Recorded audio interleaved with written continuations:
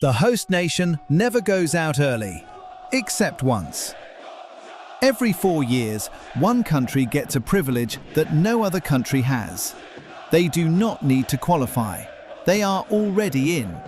Their games are played in their own stadiums, in their own cities, in front of their own people. And for 80 years, that privilege came with something else attached. No host nation had ever been eliminated before the knockout rounds. Then it happened. And the way it happened changed the story of the World Cup forever. 6 times in history, the host nation has won the whole tournament. Uruguay in 1930, Italy in 1934, England in 1966, West Germany in 1974, Argentina in 1978, France in 1998. 6 different countries, 6 different generations, 6 different squads. And in every case, playing at home was part of why they won. The crowd, the familiarity, the absence of long flights and strange hotels. Home is an advantage in football. Everyone knows it. The numbers confirm it. And even when host nations did not win, they went deep. South Korea in 2002 reached the semi-finals, a result that shocked the world and has never been fully explained. Mexico in 1986 reached the quarter-finals. Sweden in 1958 reached the final. Russia in 2018 knocked out Spain on penalties and reached the quarter-finals. The pattern was consistent. Put any team on home soil, give them a home crowd, and they will find something they did not know they had. Then came South Africa in 2010. The first African country to host the World Cup. 49 years after independence, a nation that had been excluded from international football for decades under apartheid was now the centre of the sporting world. Vuvuzelas, colour, history. The opening ceremony was watched by 1 billion people. And South Africa played. They beat France, drew with Mexico, and lost to Uruguay, and finished 3rd in their group, 1 point behind Mexico. Eliminated before the knockout rounds had even started. The first host nation in 80 years of World Cup history to be sent home in the group stage. The mathematics were brutal. South Africa had more points than France, the defending World Cup runners-up, who were also eliminated. They had scored twice and conceded 3. On another day, with 1 more goal, they would have advanced. But football does not give points for history or significance. It gives points for goals. And South Africa had 1 fewer than they needed.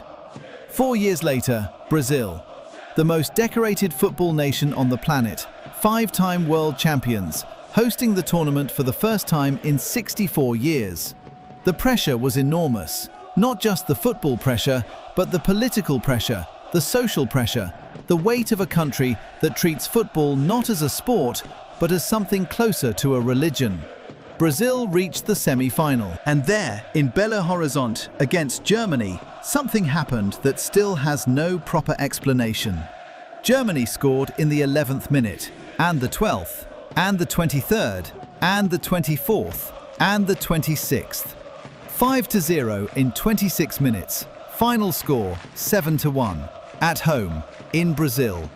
The Mineirão Stadium fell silent the way the Maracanã had fallen silent in 1950. Players cried on the pitch. The goalkeeper, David Luiz, stood with his hands on his head and could not move. It was the most devastating result in the history of the host nation at a World Cup. Not an early elimination, but something arguably worse. Humiliation on the grandest possible stage. Qatar in 2022 became the second host nation to exit in the group stage. But Qatar was different. A small country that had never seriously competed at international level, hosted through a process that had nothing to do with football merit. Their elimination felt different from South Africa's. South Africa had belonged there. Qatar had bought the right to be there. The crowd felt it, the players felt it, and the tournament felt it.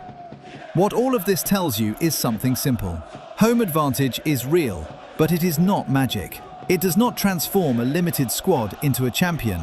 It does not replace the years of development, the depth of talent, the culture that produces great players generation after generation. It gives you a push, and sometimes a push is enough. England 1966, France 1998, and sometimes it is not enough. South Africa 2010, Brazil's semi-final in 2014. In 2026, the United States, Mexico and Canada are co-hosting. 3 countries, 16 cities, 48 teams. The tournament is too large and too spread across too much geography for any single home crowd effect to hold, the way it did when one nation hosted every match. Mexico will play in Mexico City. The United States will play in New York and Los Angeles. Canada will play in Toronto and Vancouver. 3 separate home advantages, 3 separate pressures. The rule still holds. Almost. Host nations almost always advance. They almost always find something extra. And once, in Johannesburg in 2010, a team that deserved to be there played 3 matches, scored twice, conceded 3, and went home, 1 point short. That is the closest the rule has ever come to being rewritten. And the fact that it took 80 years for it to happen once tells you something about what it means to play football at home.